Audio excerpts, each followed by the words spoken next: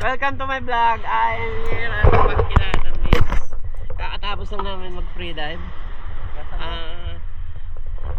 Naka 60 meters ako today. Bago kong PB 60 meters. Medyo malapit na sa Mindoro yun guys. Pag gusto nyo, Monte Maria. Wala sa Monte Maria.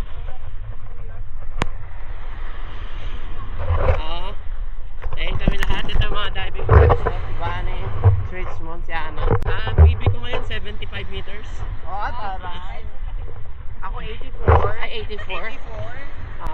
Siyempre as usual ako na naman. Ito mo, nakailang meters? PB 84. Ay, puta lalim. Di ka pa nalunod. 65. PB 75. Ayan mga kasama ko.